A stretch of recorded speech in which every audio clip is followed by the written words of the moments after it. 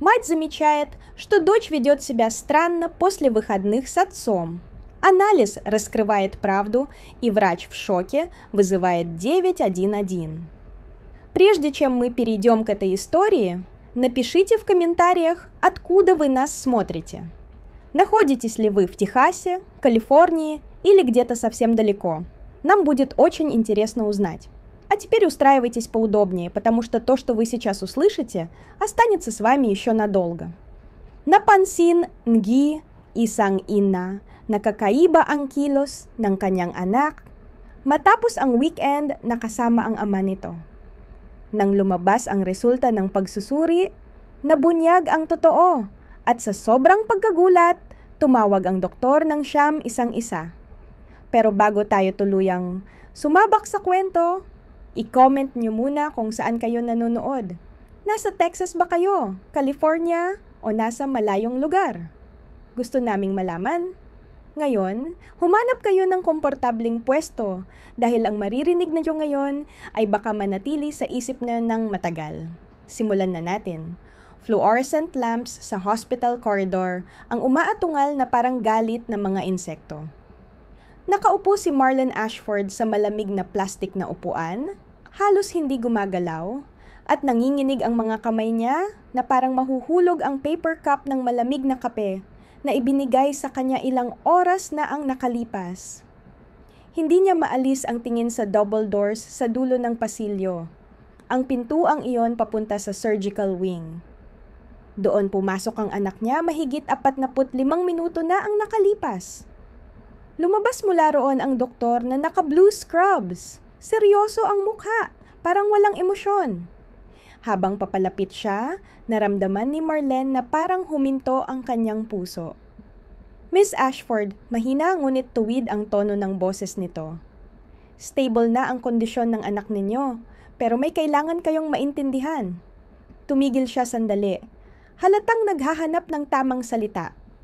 Kung dinala niyo siya kahit isang araw pa ang lumipas, baka hindi na natin nagagawa ang usapang ito. Nabitawan ni Marlen ang baso at malakas itong tumama sa sahig. 72 oras bago ito mangyari.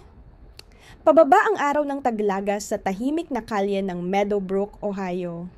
Pula at kahel ang langit. Nakatayo si Marlen sa veranda, nakakross ang mga braso habang nakatingin sa daan. Dapat nakauwi na si Lily 15 minuto ang nakalipas. Lagi namang late si Derek. Isa yon sa mga bagay na hindi nagbago, kahit naghiwalay sila. Sa wakas, lumitaw sa kanto ang isang silver sedan. Tumayo ng diretso si Marlen, pilit pinapanatiling neutral ang ekspresyon, ayaw niyang makita ni Derek na naiirita siya. Huminto ang sasakyan sa gilid. Bumukas ang passenger door. Sa isang iglap, gumuho ang pinagpilitang kalmadong mukha ni Marlen. Lumabas si Lily ng mabagal, masyadong mabagal, parang bawat galaw ay may kirot. Ang batang umalis noong Biyernes na masigla, tumatawa at halos tumatalon sa tuwa. Parang ibang bata ang bumalik. Sa harap ni Marlen ay nakatayo ang isang maputla, pagod na nilalang, na parang hirap tumayo ng diretso. Para niyang iniingatan ang isang paa at bahagyang nakayuko ang katawan na para bang nagtatanggol sa sarili mula sa isang hindi nakikitang sakit. Nagmadaling bumaba si Marlen. Lily, anak! Umugong ang makina. Hindi man lang bumaba si Derek. Sandali lang niyang nasilayan ang mukha nito sa salamin. Tense, parang may itinatago. Bago sumibat ang kotse palayo, lumuhod si Marlen sa harap ng anak. At mas lalo siyang kinabahan nang makita itong malapitan. Namamaga at mapula ang mga mata ni Lily, halatang matagal na umiiyak. May kakaibang pagkaputla ang balat niya na nagpatindig balahibo kay Marlen. Pero higit pa roon, may kung anong hindi niya maipaliwanag. Isang takot sa mga mata ni Lily na hindi tumitingin ng diretso sa kaniya. Anak, ano yung nangyari? Masama ang pakiramdam mo? Nadapa ka ba? Umiling si Lily. Nakayuko pa rin. Lily, kausapin mo ako. Natatakot ako. Nanginginig ang labi ng bata. Isang luha ang gumulong sa pisngi niya. Nang magsalita siya, halos pabulong. Hindi ko pwedeng sabihin, Mommy. Nanlamig si Marlene. Anong ibig mong sabihin na hindi pwedeng? Anak, nanay mo ako. Maaari mong sabihin ang kahit ano. Bumigay ang boses ng bata. Nangako ako? Nangako akong hindi ko sasabihin. Kanino ka nangako? Anong pinangako mo? Pero umiling ulit si Lily. Ngayon ay umiiyak na ng malakas. Sunod-sunod ang pagpatak ng luha. Sinubukan siyang yakapin ni Marlene, pero napasigaw si Lily sa sakit. Kumalas agad si Marlene. Saan masakit? Pakita mo kay Mommy. Nanginginig na itinuro ni Lily ang tiyan niya. Kinagabihan, nakaupo si Marlene sa gilid ng kama ng anak.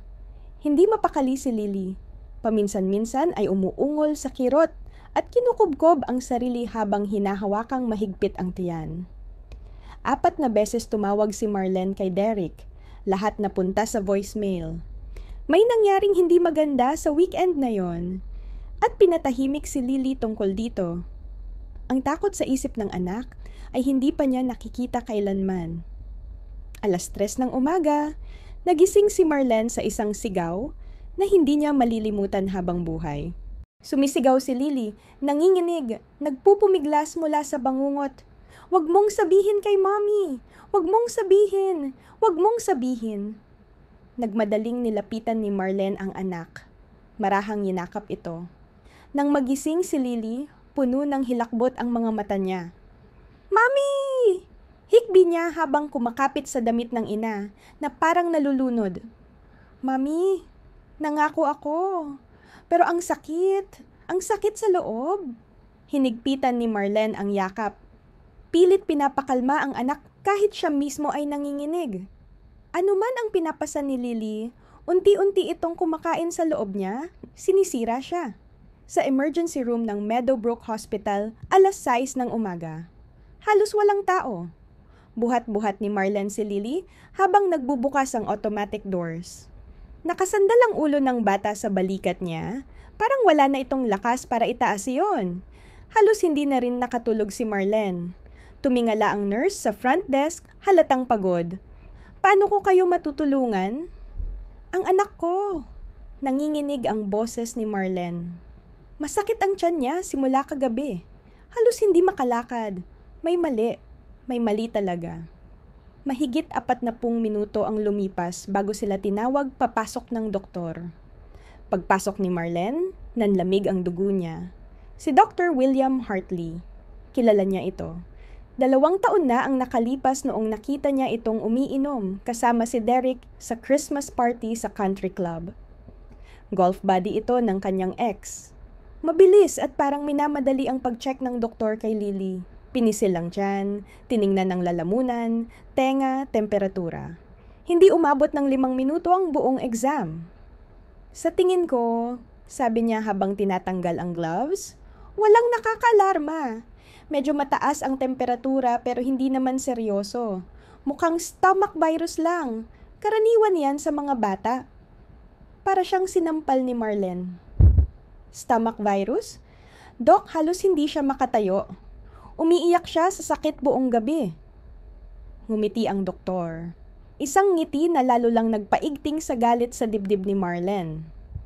Mrs. Ashford, naiintindihan ko na mahirap ang pinagdaanan ninyo dahil sa divorce.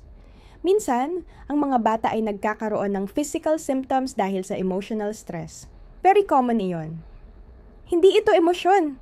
Pigil hiningang sagot ni Marlene. May nangyari sa kanya? Bahagyang nag-iba ang mukha ng doktor. Ibig niyo bang sabihing may nangyari sa bahay ng ama niya? Tinaas nito ang kilay. Matagal ko nang kilala si Derek. Mabait siyang tao at mabuting ama. Parang sumisikip ang kwarto kay Marlene. Hindi ako nagpaparatang, mariin niyang sagot. Sinasabi ko lang na nasasaktan ng anak ko at kailangan na niyong alamin kung bakit. Huminga ng malalim si Dr. Hartley at nagsulat ng kung ano sa reseta. Iminumungkahi kong magpahinga muna. Больше жидкости и детское обезболивающее. Если через пару дней не станет лучше, приходите снова. Снаружи, сидя в машине, Марлен пристегнула Лили на заднем сиденье и тут же позвонила матери. Сесиль ответила на 3-м гудке. «Мам, мне нужна твоя помощь. С Лили что-то случилось. Она вернулась от Дерека, и ей плохо. Она стонет от боли и все повторяет, что обещала кому-то ничего мне не говорить. Повисла долгая пауза. «Марлен, дорогая», голос матери был осторожным. «Ты не думала, что, возможно, немного преувеличиваешь после развода? Ты очень нервничаешь. Я не преувеличиваю». Марлен почувствовала, как голос предательски дрогнул. «Мама, она моя дочь. Я вижу, когда что-то не так». Дерек всегда прекрасно относился к Лили. «Может, она просто простудилась? Дети болеют, милая. Это не обязательно значит, что случилось что-то плохое». Марлен закрыла глаза, сдерживая горячие слезы. «Мама, это не простуда, я знаю. Дай ей пару дней, все пройдет, увидишь». В тот вечер Марлен решила дать Лили теплую ванну. Вдруг это хотя бы немного снимет напряжение. Она помогла дочке выбраться из воды и укутала ее в полотенце. И в тот же момент заметила то, от чего кровь в жилах похолодела. На щиколотке Лили были следы, фиолетовые и желтоватые синяки размером с отпечатки пальцев. Почти ровный рисунок, как от чьей-то хватки. «Лили», — сказала Марлен, удерживая голос ровным, будто шла по тонкому льду. «Откуда у тебя эти синяки на щиколотке?» Лили взглянула на свою ногу, и лицо тут же побелело. Она начала дрожать. «Я упала, малышка». Марлен присела перед ней. «Это не похоже на падение. Скажи мне правду». Глаза девочки наполнились слезами. Ее всего трясло. «Я не могу, мамочка, не могу!» Он сказал, что если я расскажу, случится что-то плохое, что я больше никогда тебя не увижу. Марлен почувствовала, как ее сердце разлетается на острые осколки. Кто-то напугал ее ребенка до дрожи, кто-то причинил ей боль, кто-то заставил маленькую девочку молчать, угрожая самым страшным – разлучить ее с матерью. И Марлен обязательно узнает, кто это сделал, даже если для этого ей придется перевернуть весь мир. Этой ночью она не сомкнула глаз. Она сидела в коридоре прямо перед дверью в комнату Лили с телефоном в руке, не отрывая взгляда от узкой щелки, через которую было видно дочь. Каждый стон, каждое беспокойное движение обрушивалось на нее новой волной ужаса. В 7:00 утра она позвонила Дереку. На ее удивление он ответил сразу. «Чего тебе, Марлен, рано еще? Я хочу знать, что случилось с нашей дочерью. У нее синяки на щиколотке. Ей невыносимо больно, и она до смерти напугана. Кто-то ей угрожал». Повисла тишина. А потом Дерек рассмеялся. По-настоящему рассмеялся. «Ты, как всегда, драматизируешь. Лили упала с велосипеда в субботу. Гнала слишком быстро, потеряла равновесие. Я сказал ей быть осторожнее, но ты же знаешь детей. Падение с велосипеда не объясняет этих синяков», — сказала Марлен. «Они выглядят так, будто кто-то ее схватил. Может, она запуталась в педалях». «Я не знаю, Марлен, я же не врач. Но я точно знаю, что ты ищешь любой повод выставить меня плохим отцом. Это тебе в суде не поможет. Дело не в суде. Дело в нашей дочери. С ней все нормально. Хватит раздувать трагедию». И линия оборвалась. Марлен смотрела на телефон, руки дрожали от ярости. Упала с велосипеда. Удобное объяснение. Если бы Лили действительно была на велосипеде, но она не брала его в квартиру Дерека никогда, она решила отвезти дочь в другую больницу, туда, где никто не знал Дерека. Медицинский центр Риверсайд был в получасе езды, но оно того стоило. Доктор Колман, молодая женщина, оказалась куда мягче доктора Хартли. Она внимательно осмотрела Лили, задавала добрые деликатные вопросы, и все же вывод был тем же. «Эти синяки похожи на следы от падения», — сказала она. «Дети легко получают ушибы, а боль в животе вполне может быть вызвана стрессом. Развод – тяжелое испытание для малышей». «Пожалуйста», – попросила Марлен, – «сделайте какие-нибудь анализы. Рентген. Что угодно». Доктор Колман поколебалась, но кивнула. «Хорошо. Сделаем простой рентген, чтобы исключить переломы». Результат был чистым. Ни трещин, ни видимых внутренних повреждений. Их отправили домой с теми же рекомендациями. Отдых, больше жидкости, обезболивающие. Марлин сходила с ума. Она чувствовала что-то не так. Каждая ее клетка, каждый материнский инстинкт кричал об этом, но никто не слушал. Днем, пока Лили дремала на диване, Марлен позвонила в школу. Секретарь миссис Паттерсон прекрасно помнила прошлую пятницу. А Лили была в чудесном настроении. Она так радовалась выходным с отцом. На перемене бегала, играла с друзьями полной энергии. Она не жаловалась на боль, ни на что, нисколько. Она была абсолютно здорова, когда уходила. Марлен поблагодарила и повесила трубку. Голова гудела. Немыслимо. В пятницу Лили была бодрой и счастливой. Через 48 часов едва могла ходить. Что бы ни случилось, это случилось у Дерека. Ей нужны доказательства. Настоящие не догадки, ни слова, факты. Тут она вспомнила. У Лили есть детский планшет с камерой. Иногда девочка делала фотографии просто от скуки. Может быть, хоть одна фотография появилась за выходные. Марлен нашла планшет в рюкзаке, нажала кнопку, экран засветился. Но стоило ей открыть галерею, как появилось окно с запросом пароля. Странно. Лили никогда не ставила пароль. Она попробовала день рождения Лили. Неверно. Свой день рождения. Неверно. День рождения Дерека.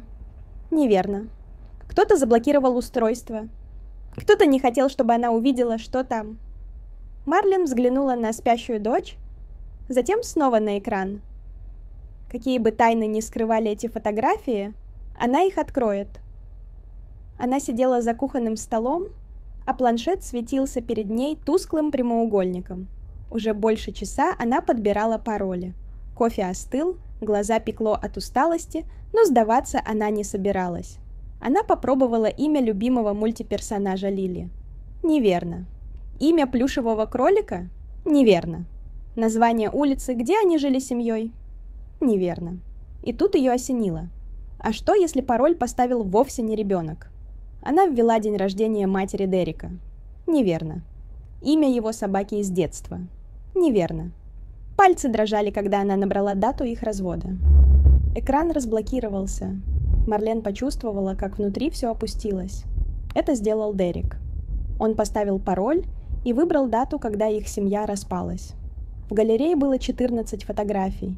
Все сделаны в те выходные. Сердце заколотилось, когда она открыла первую. Лили улыбалась, стояла в гостиной Дерека с пакетиком сока, выглядела счастливой. Вторая такая же. Лили строит смешную рожицу в камеру. Третья. Она смотрит телевизор. Расслабленная и довольная, Марлен почти ощутила облегчение. Может быть, она действительно ошибалась, может, все и правда было в порядке. Но затем она дошла до 7-й фотографии. На ней Лили уже не улыбалась. Она сидела на диване, крепко обнимая себя за плечи. Выражение ее лица было тревожным. На заднем плане Марлен заметила 2 размытые фигуры на кухне. Казалось, они спорили. 8-я фотография была темнее, снятая из-за дверного проема.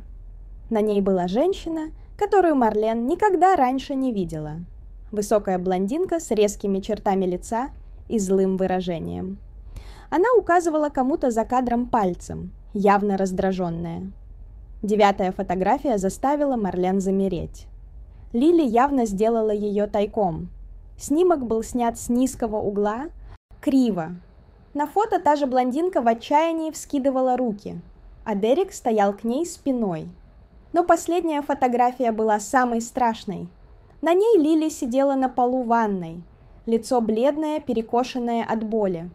Девочка обхватывала живот обеими руками, глаза красные и опухшие от слез. На отметке времени было видно, что фото сделано утром в воскресенье, всего за несколько часов до того, как Дерек привез ее домой. Руки Марлен дрожали так сильно, что она едва не уронила планшет. Ее дочь мучилась с самого утра воскресенья. Дерек видел, что ей плохо, и ничего не сделал. Она схватила телефон и набрала номер Дерека. Он ответил только на 4-й гудок. «Кто эта блондинка на фотографиях?» – потребовала Марлен. Молчание. «Дерек, я разблокировала планшет Лили. Я все видела. Там женщина, которую я впервые вижу. Они с тобой ругались. Есть фото, где Лили сидит на полу твоей ванной и плачет от боли. Кто она еще?» Тишина. И затем короткие гудки. Он сбросил вызов. Марлен смотрела на телефон, не веря, что он только что сделал это. В дверях послышался слабый голос. «Мамочка». Марлен обернулась. В проеме стояла Лили, прижимая к себе мягкого кролика. Лицо бледное, испуганное. «Малышка, тебе нужно отдыхать. Я слышала, как ты говорила про фотографии». Губы Лили задрожали. «Ты злишься на меня?» Марлен бросилась к дочери, опустилась на колени и осторожно взяла ее за руки. «Нет, родная, я не злюсь. Никогда бы не разозлилась на тебя. Мне просто нужно понять, что случилось. Ты можешь сказать мне, кто эта женщина?» «Та блондинка». Глаза Лили наполнились слезами. Она долго теребила ушко кролика, прежде чем прошептать. Ее зовут Таня. Она новая папина подруга. Она теперь живет у него. У Марлен сжались челюсти. У Дерека была девушка. Девушка, о которой он ни словом не упомянул. Девушка, которая общалась с ее ребенком. А она об этом даже не знала. «Лили, милая, Таня что-то сделала тебе?» — спросила Марлен тихо. Лили медленно покачала головой, но взгляд выдавал другое. «Она не любит меня, мамочка?» — прошептала девочка. «Она сказала папе, что я мешаю». Позже, когда Лили наконец уснула, тревожно, беспокойно, Марлен села за ноутбук и начала искать ответы. Она ввела Таня и Дерек Эшфорд во все соцсети, которые могла вспомнить. Почти час ушел на поиски, но она нашла ее. Таня Венс, 34 года, блондинка, острые скулы, улыбка, которая никогда не выглядела по-настоящему теплой. Ее профиль был почти полностью закрыт, но несколько фото были доступны, и среди них фото, опубликованное всего 3 недели назад. Таня и Дерек в ресторане сидят близко друг к другу, улыбаются в камеру. Подпись: 4 месяца с этим удивительным мужчиной. 4 месяца. Дерек встречался с этой женщиной 4 месяца и ни разу не сказал об этом. Он привел их дочь к совершенно незнакомой женщине, не спросив Марлен даже формального согласия. Марлен продолжила искать. Таня Венс была замужем дважды. Оба брака закончились быстро. В старых новостях были обрывочные намеки на конфликты, судебные разбирательства, ограничения. Ничего конкретного, но достаточно, чтобы по коже Марлен побежали мурашки. Кто эта женщина и почему Дерек скрывал ее? На следующее утро Лили встала еще в худшем состоянии. Температура поднялась за ночь. Девочка не могла удержать ни кусочка еды. Боль разлилась по всему животу. Стоило ей шевельнуться, как она плакала. Марлен приняла решение. Она не поедет ни в Meadowbrook General, ни в Riverside Medical. Она поедет в Коламбус, в клинику, где никто не знает Дерека, и никто не отмахнется от ее слов. Она аккуратно укутала Ли в одеяло, уложила подушки, стараясь, чтобы ей было хоть чуть легче. Дорога была долгой, почти 2 часа. Каждая выбоина на асфальте заставляла Лили тихо всхлипывать от боли. «Прости, малышка!» Марлен не сводила глаз с дороги. «Прости, мы найдем того, кто поможет тебе. Обещаю». Лили долго молчала, потом тихо спросила. «Мамочка, ты сердишься на папу?» Руки Марлен крепче сжали руль. «Я волнуюсь только о тебе, родная, только об этом думаю. Папа сказал, что ты рассердишься, что ты захочешь, чтобы я больше никогда его не видела». Сердце Марлен болезненно сжалось. «Лили, что бы ни случилось между мной и папой, я никогда не стала бы отнимать тебя у него. Никогда. Мне просто нужно понять, что произошло в эти выходные. Ты можешь помочь мне?» Лили снова замолчала. В зеркале заднего вида Марлен видела ее маленькое лицо, бледное, обеспокоенное. «Они ругались», — наконец сказала девочка. «Папа и Таня очень громко кричали». «О чем?» «Я не знаю. Таня говорила злые вещи. Она называла папу лжецом. Она сказала, что он обещал ей вещи, которые не были правдой. У Марлен участилось дыхание. «И что было потом?» – спросила она. Таня очень рассердилась. Она начала бросаться вещами, бумагами, книгой. Лили запнулась, ее голос стал едва слышным, а потом она кинула ту красивую голубую вазу, ту, которую бабушка Сисель подарила папе на Рождество. Марлен вспомнила эту вазу. Дорогая, выдутая вручную в переливающихся оттенках синего и серебра. Сесиль заплатила за нее огромные деньги. «Ваза разбилась!» – осторожно уточнила Марлен. Лили кивнула. Ее глаза наполнились слезами. «Она очень громко разлетелась, мамочка. Стекло было повсюду. Мне стало так страшно. Я пила сок, и я так испугалась, что Лили снова замолчала, не в силах продолжать. «Что случилось, малышка? Все в порядке? Можешь мне сказать?» Лили заплакала. «Я не помню точно. Все случилось так быстро. Везде было стекло. Таня кричала «Папа тоже!» Я только помню, что у меня заболело горло, а потом живот стал болеть очень сильно». По груди Марлен разлился ледяной страх. Что-то произошло в тот момент, когда разбилась ваза. Что-то, что повредило ее дочери. «Папа отводил тебя к врачу. Он кому-нибудь звонил?» Лили покачала головой. «Он сказал, что со мной все нормально. Он дал мне лекарства, чтобы боль прошла. Маленькие белые таблетки. Сказал, чтобы я не говорил тебе, потому что ты будешь слишком расстраиваться». Руки Марлен задрожали на руле. Дерек дал их 7-летней дочери неизвестные таблетки, не понимая, что с ней случилось. Он скрывал травму. Он заставил ребенка лгать. «Ты такая смелая, Лили», — сказала Марлен, стараясь говорить ровно, просто невероятно смелая. «Мы почти приехали в больницу, там разберутся, что с тобой, и помогут, я обещаю».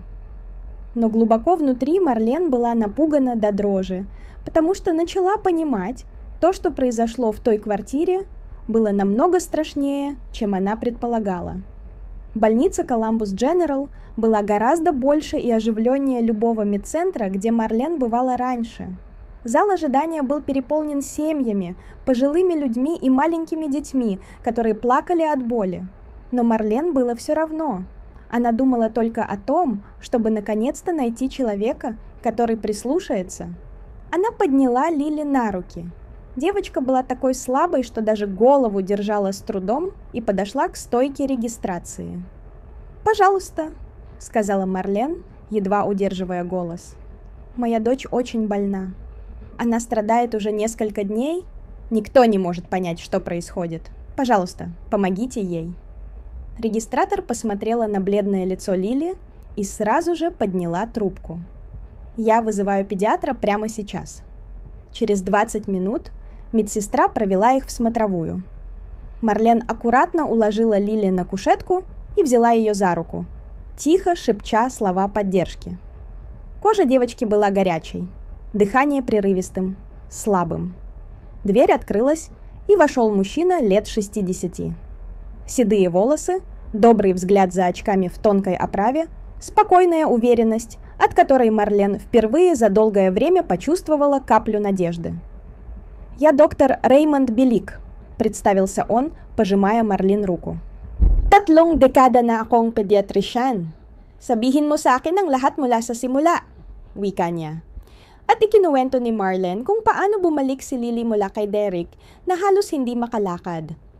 Tungkol sa sakit na hindi nawawala, sa mga pasa sa bukong-bukong, sa mga doktor na basta na lang sila ipinagkibit-balikat, sa mga larawan sa tablet tungkol kay Tanya, sa nabasag na florera, at sa mga puting tableta na ibinigay daw ni Derek sa bata. Tahimik na nakinig si Dr. Bell.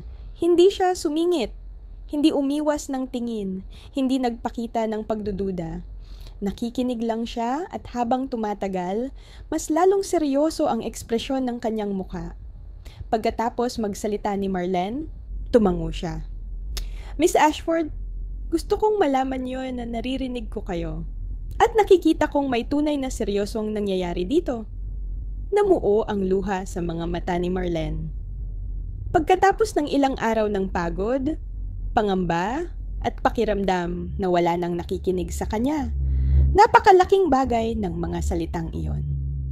Lumapit si Dr. Bell kay Lily at lumuhod para pantay sila ng tingin. "Kamusta, Sunshine?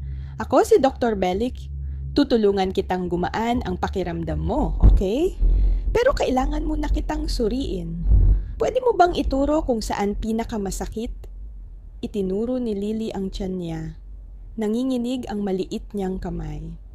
Maingat at dahan-dahan ang ginawang pagsusuri. Banayad na pinisil ng doktor ang iba't ibang bahagi ng tiyan at inoobserbahan ang bawat reaksyon ni Lily. Nang mapindot niya ang ibabang kanang bahagi, napasigaw ang bata sa sakit. Nag-iba ang mukha ng doktor. Inulit niya ang pagsusuri sa parehong lugar. Mas maingat pa ngayon. Tapos dahan-dahang tumayo. Bumigat ang kanyang tingin. "Mrs. Ashford, kailangan ko kayong makausap sa labas." Nanlamig ang sikmura ni Marlene. "Masama ba?" Mahina niyang tanong. "Please," malumanay na sagot ng doktor.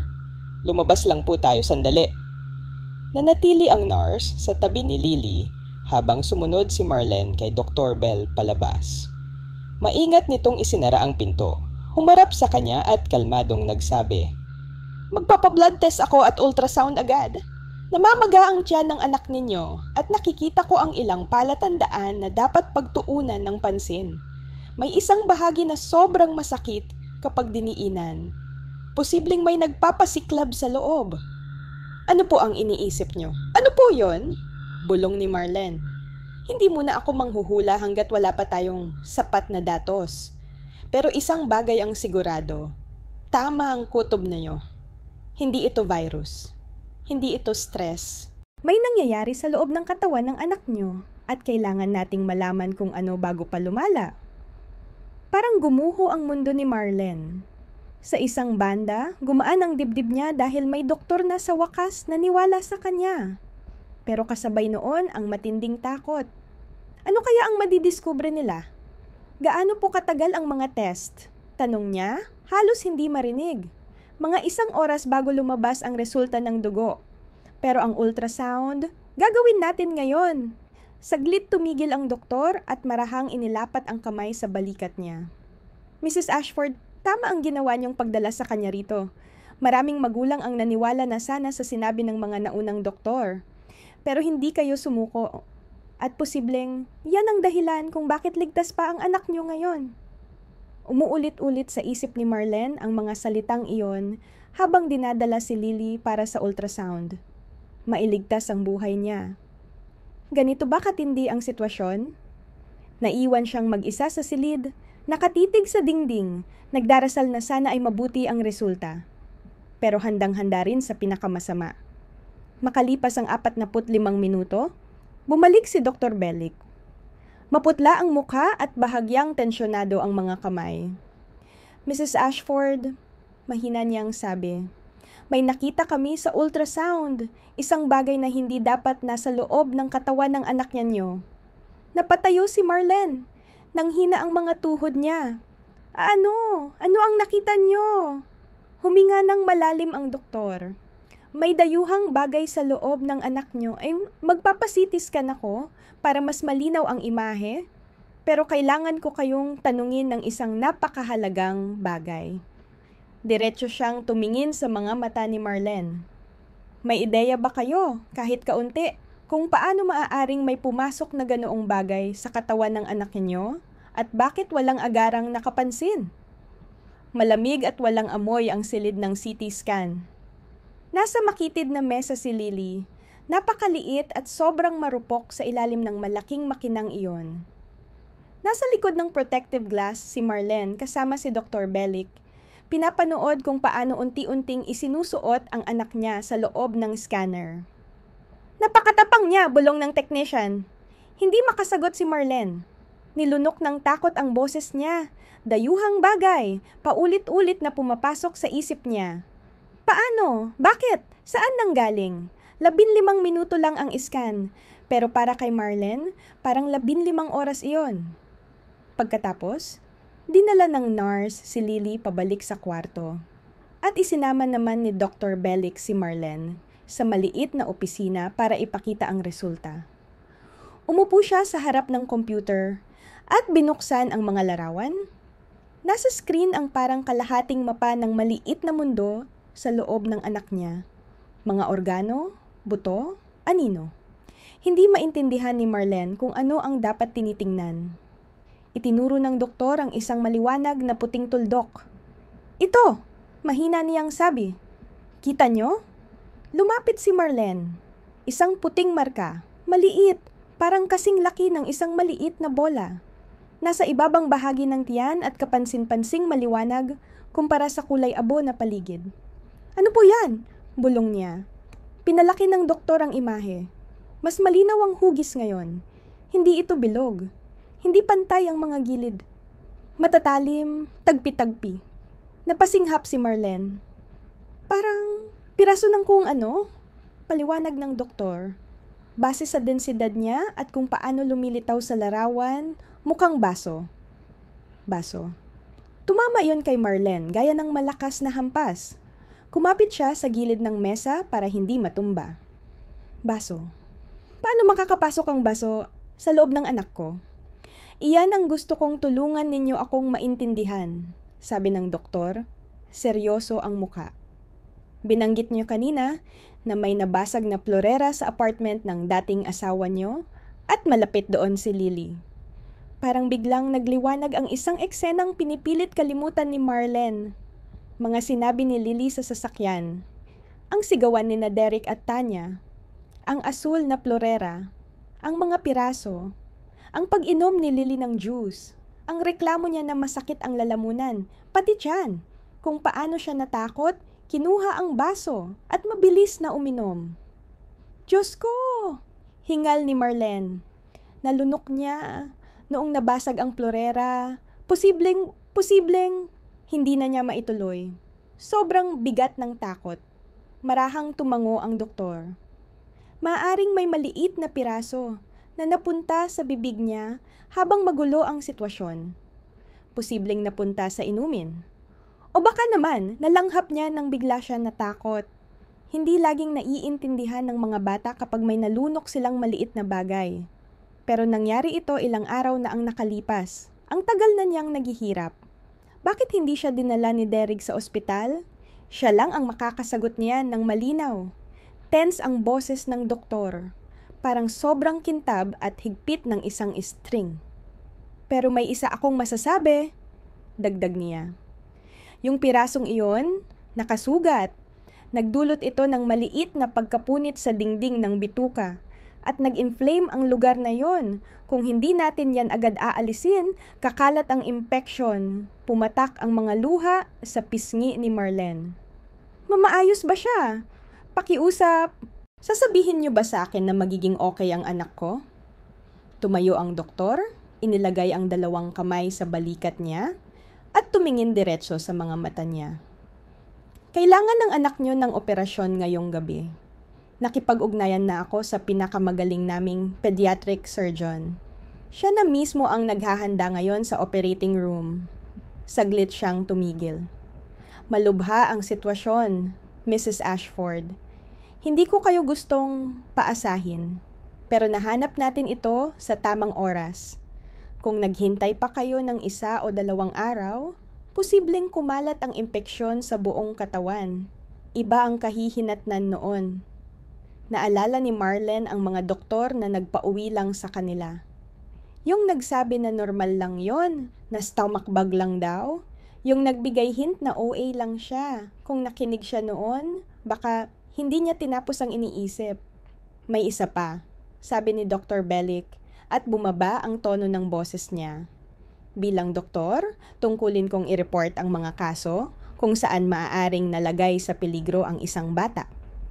Ang katotohanang nagkaroon ng seryosong pinsala ang anak nayo at pinabayaan ng ilang araw, maraming tanong ang binubuksan yan." Tumingin si Marlene, mga mata puno ng luha. "Ano po ang ibig niyong sabihin?" "Ibig kong sabihin, matapos ang operasyon, At kapag stable na siya, kailangan kong tumawag sa ilang ahensya. Mahigpit ang pagkadiin ng panga niya. May dapat managot kung bakit naghirap ang batang ito ng ganito katagal, gayong dapat nasa ospital na siya noong unang araw pa lang. Lumabas sa pintuan ang nurse. Dr. Bell, handa na po ang OR. Kailangan na pong dalhin ang pasyente. Dali-daling bumalik si Marlene sa kwarto ni Lily. Gising na ang bata, pero halatang takot at litong-lito habang inihahanda siya ng mga nurse para ilipat. Mama! Mahina. Nanginginig ang boses. Ano pong nangyayari? Saan po nila ako dadalhin? Hinawakan ni Marlene ang kamay niya at hinalikan iyon ng marahan. Tutupulong ang mga doktor, Sunshine. Tatanggalin nila lahat ng sakit. Pag nagising ka, nandito lang ako. Pangako. Natatakot po ako, Mama. Alam ko, baby. Alam ko. Pero ikaw ang pinakamapangahas na bata na kilala ko at mahal kita higit sa lahat. Habang tinutulak ang kama ni Lily papunta sa operating room, nakasunod si Marlene hanggang sa tuluyan itong lumusot sa dobleng pintuan. Nang magsara yon, nanigas ang katawan niya, saka bumagsak sa upuan at humagulhol. Ang waiting room sa surgical floor ay kulay beige, sigurong pangpakalma. Pero walang anumang kulay ang makakapagpakalma kay Marlene habang nakaupo siya sa matigas na plastik na upuan. Nakatingin sa orasan na bawat tik ay parang matalim na dagok. Lumipas ang 1 oras. 2. Sa tuwing bumubukas ang pinto, pasigaw halos tumatalon ang puso niya. Pero hindi siya tinatawag. Laging ibang doktor, ibang pamilya, ibang kwento. Tumawag siya sa ina niya habang papunta sa waiting room. Sa pagkakataong ito, nakinig si Cecile nang walang kontra. Nang marinig nito ang tungkol sa glass shard at kung gaano kalapit si Lily sa hindi na maliligtas. Tanging mabigat na katahimikan lang ang narinig niya. Paparating na ako, sabi ni Cecile sa wakas. Nanginginig ang tinig. Paandarin ko na ngayon ang kotse. 2 oras na ang lumipas mula noon. Malayo ang Columbus mula sa Matbrook, pero anumang sandali ay darating na siya. Nakasandal si Marlene sa upuan. Iniisip kung tatawagan ba si Derek. Parte niya gustong sabihin dito na nasa operating table ang anak nila. Ama pa rin naman siya, kahit ano pang nagawa niya. Pero ang isa pang parte ng puso niya, hindi kinaya ang mismong ideya ng boses nito. Hindi ngayon. Bahala na siyang magtanong kung bakit walang tumawag. Biglang bumukas ang double doors at napasikdo ang dibdib ni Marlene. Pero hindi doktor ang lumabas, kundi ang ina niya. Mas matanda tingnan si Cecile kaysa dati. Gusot ang buhok, mali ang pagkakabotones ng coat, mapula ang mga mata sa pag-iyak. Mabilis na tinawid ni Cecile ang kwarto at niyakap ng buong higpit si Marlene. Patawarin mo ako, bulong niya. Patawarin mo ako na hindi kita pinaniwalaan. Tama ka. Lahat ng oras, tama ka. Niyakap siya ni Marlene pabalik. Sa unang pagkakataon matapos ang ilang araw, hindi na niya naramdaman na mag-isa siya. Magkatabi silang umupo, nakahawak sa kamay ng isa't isa habang patuloy na tumatakbo ang oras. Isa pang oras ang lumipas. Bumabaw sa dilim ang isip ni Marlene. Paano kung hindi naging maayos ang operasyon? Paano kung kumalat na ang impeksyon? Paano kung mawala si Lily? Pinilit niyang huminga. Lily ay malakas. Lily ay lumalaban. Kakayanin niya ito. Nang sa wakas bumukas ulit ang pinto, isang babaeng naka-surgical gown ang lumabas. Nakalaylay ang mask sa leeg niya. Pagod, pero hindi nag-aalala. Mrs. Ashford? Napatayo si Marlene na halos mahilo. Ako yon! Si Lily? Kamusta po siya? Nasa ayos ba? Tapos na ang operasyon? Tugon ng surgeon, may banayad na ngiti. Stable na siya. Matagumpay naming natanggal ang dayuhang bagay at natahi ang punit sa bituka. Malubha ang impeksyon, pero nilinis namin ng mabuti at nagsimula na ang mga antibiotics. Nang hina ang tuhod ni Marlene, dumaloy ang pag-asa sa buong katawan niya. Ibig sabihin, magiging okay siya? Kailangan niyang manatili sa ospital ng 1 linggo o higit pa. Pero oo, Mrs. Ashford, magiging ayos ang anak niyo. Umiyak si Cecile. Niyakap ni Marlene ang surgeon. Unang pagkakataon sa buhay niya na niyakap niya ang isang doktor. Salamat. Pakiusap. Sobra pong salamat. Tumango ang surgeon at inabot ang isang maliit na plastic container. At isa pa, pinapabigay ito sa inyo ni Dr. Bellick. Sa loob, nakapatong sa puting gasa, nakahiga ang isang pirasong baso, kasing laki ng maliit na ubas. Kulay malalim na baluktot na asul, may pilak na ugat-ugat. Tinitigan ito ni Marlene at biglang sumama ang sikmura. Ang munting pirasong iyon, halos pumatay sa anak niya. Sumilip si Cecile. Nang makita, namutla ang muka. Diyos ko! Bulong niya. Lumingon si Marlene. Ano? Anong meron, Mama? Nanginginig ang kamay ni Cecile habang itinuro ang piraso. Kilalang kilala ko yan. Galing yan sa Florera. Yung handmade na Florera. Yung regalo ko kay Derek noong nakaraang Pasko. Pinagawa ko pa yon sa isang artist sa Vermont. Yung kulay, yung pattern, hindi mo pwedeng ipagkamali. Uminit ang ulo ni Marlene, parang umikot ang paligid. Umaasa pa siyang may ibang paliwanag, na aksidente lang, na walang may kasalanan. Pero hindi na ngayon. Ang baso sa loob ng anak niya, galing sa apartment ni Derek, galing sa Florera na nabasag habang nag-aaway sila ni Tanya. At sa halip na dalhin si Lily sa ospital, binigyan niya lang ito ng tableta. Pinauwi, tinakpan ang nangyari. Si Lily, natakot pang magsabi. Alam niya. Mahina, halos pabulong na sabi ni Marlene. Alam niya na may mali.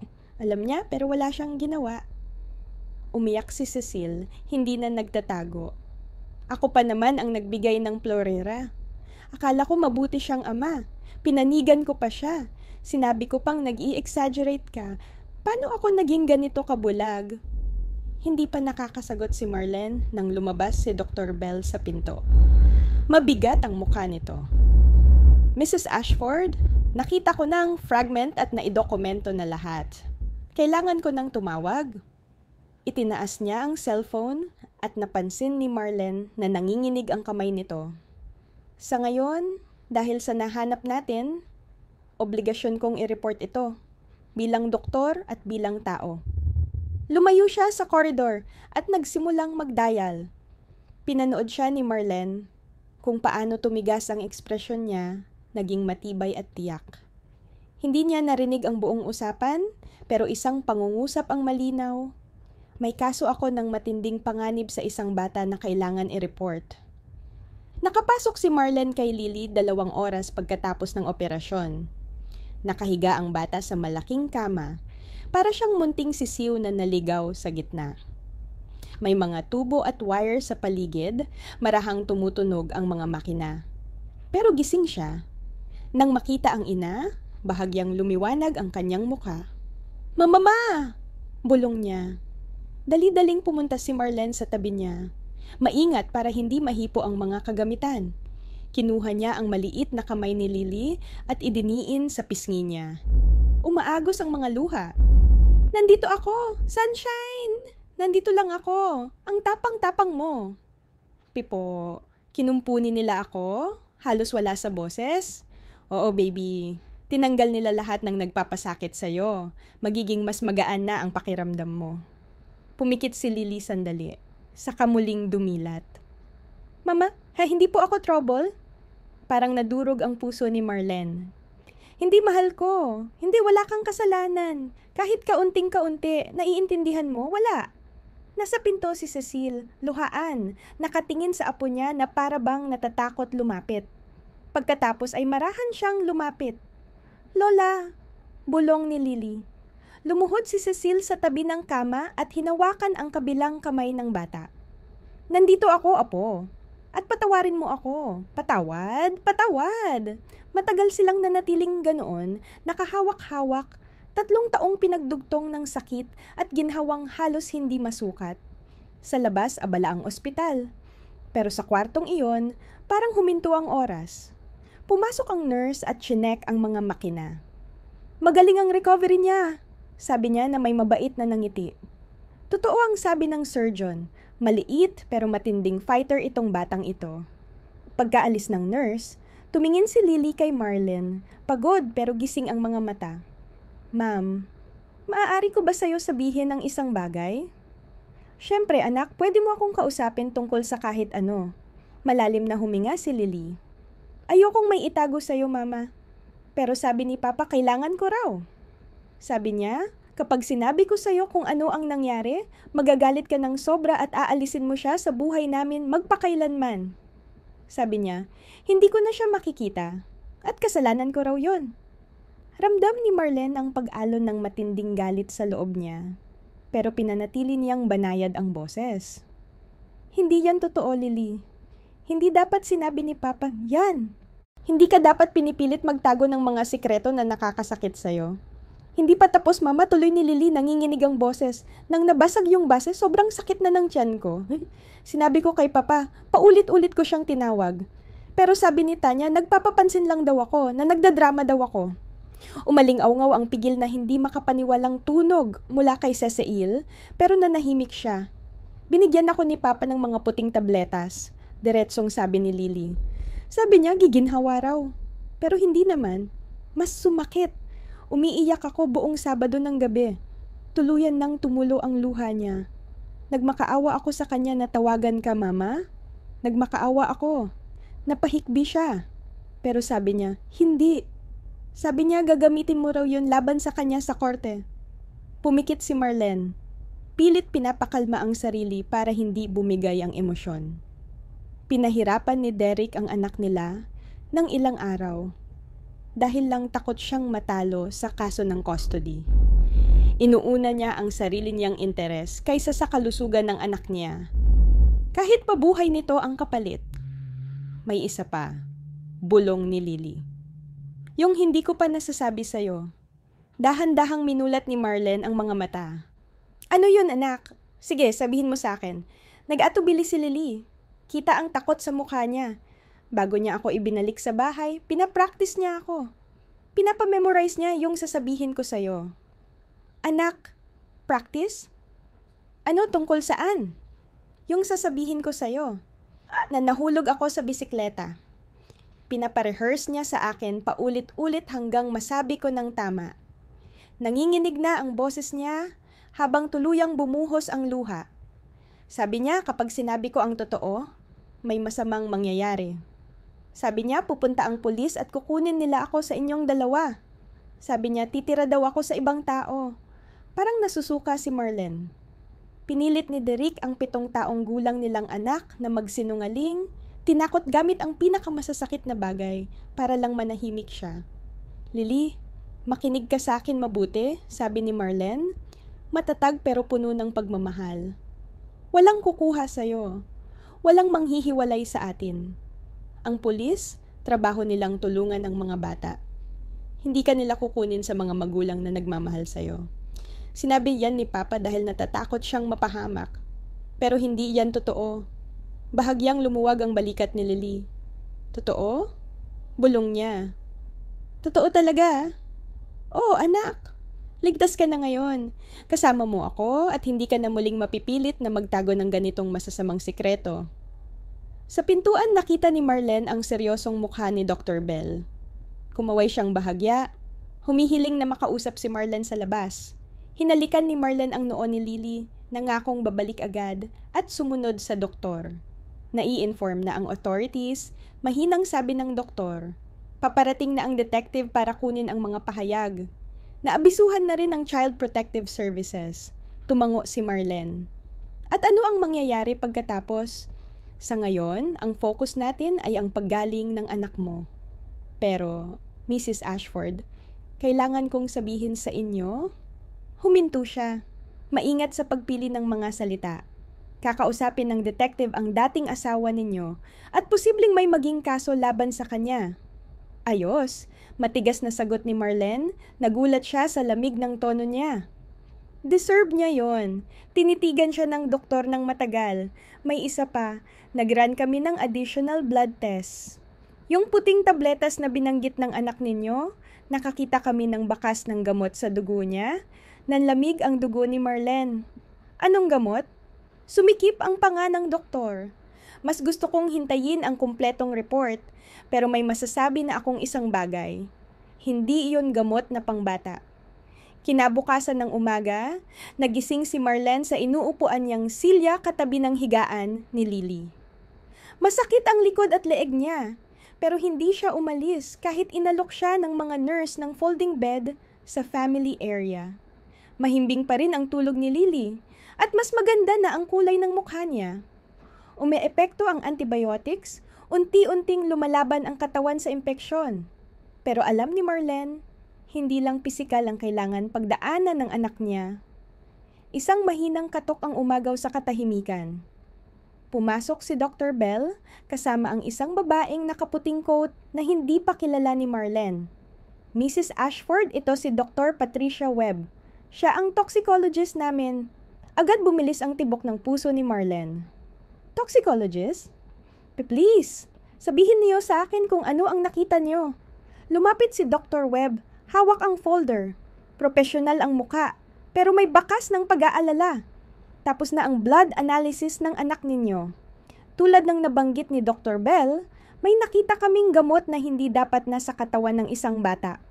Binuksan niya ang folder at ipinakita kay Marlene ang printout, mga numero, medical terms na hindi niya maintindihan, pero may isang salita na naka-highlight ng pula.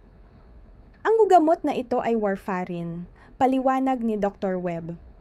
Isa itong blood thinner. Karaniwang iniinom ng mga adult na may risk ng blood clots. Hindi ito ibinibigay sa mga bata, maliban na lang kung may sobrang espesipikong sitwasyon na kailangang-kailangan. Umiling si Marlene, litong-lito. Hindi ko maintindihan. Bakit niya bibigyan si Lily ng blood thinner? May posibilidad na hindi niya alam kung ano ang ibinibigay niya. Sabing maingat ni Dr. Bell. Maliit ang tableta, puti, at kamukha ng maraming over-the-counter na pain reliever. Posibleng napagpalit niya ng bote. Pero bakit may warfarin si Derek? 35 lang siya, singit ni Marlene. Nagkatinginan ng mga doktor. Iyan ang dapat imbestigahan ng pulis, sabi ni Dr. Webb. Pero ang kailangan niyo munang malaman ay kung paano nakaapekto ito kay Lily. Huminga siya ng malalim. Mrs. Ashford, ang blood thinners ay pumipigil sa katawan para makabuo ng blood clot. Nakakatulong ito para sa ilang kondisyon sa adult, pero sa kaso ng anak ninyo, sobrang delikado.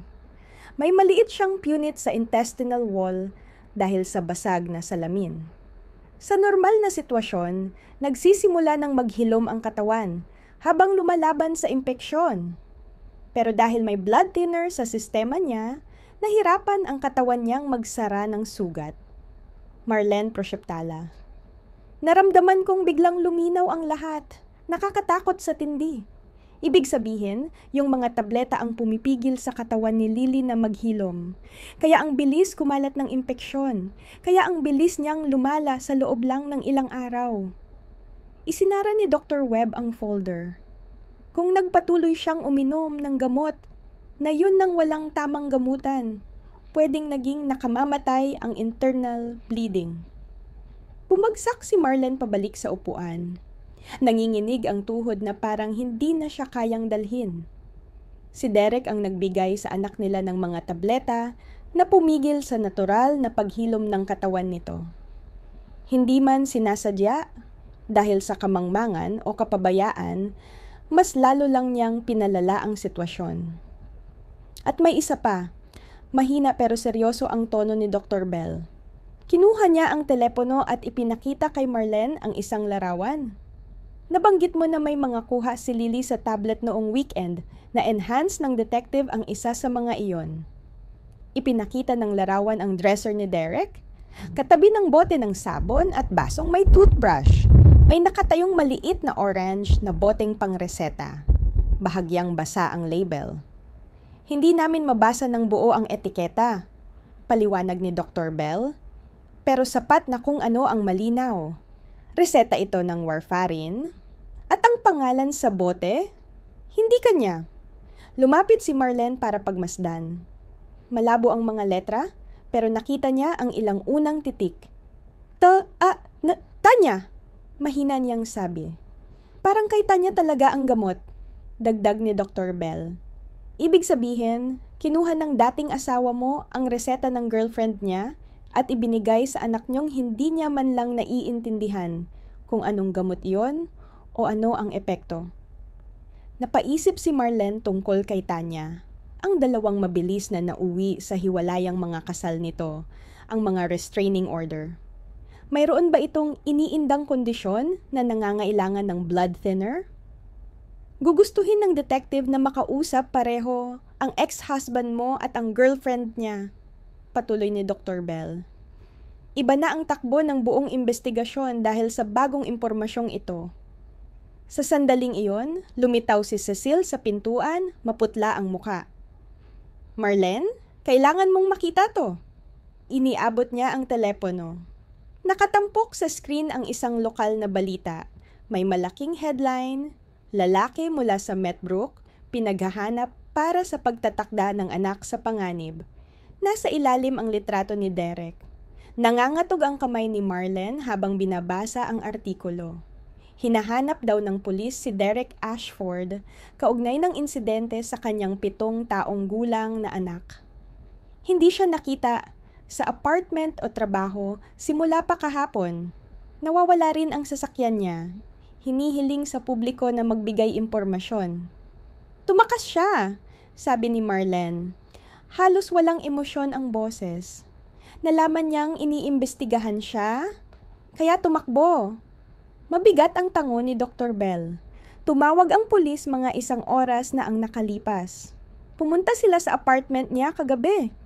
Wala na siya. Nakita raw ng mga kapitbahay na nagbubuhat siya ng maleta papunta sa kotse kahapon ng hapon. Tumingin si Marlene sa anak niya. Mahimbing pa ring natutulog sa hospital bed. Lily, na muntik nang mamatay dahil sa kapabayaan ng sariling ama.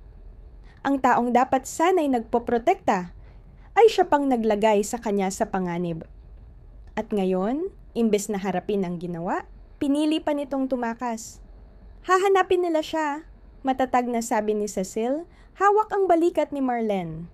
Hindi siya makakatakas sa bambuhay, pero hindi ganoon kasimple kay Marlene. Palagi nang mailap si Derek sa responsibilidad.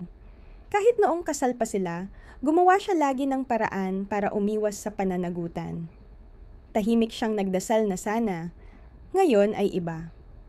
Lumipas ang 3 araw. Bawat oras, mas lumalakas si Lily. Bumalik na ang kulay sa pisngi. Nakakakain na ulit ng solid food. Minsan pa nga ay ngumiti. Isang angiting pinangambahan na ni Marlene na baka hindi na niya ulit makita. Pero si Derek, nananatiling nawawala. Naglabas ang pulis ng alert sa buong estado. Luma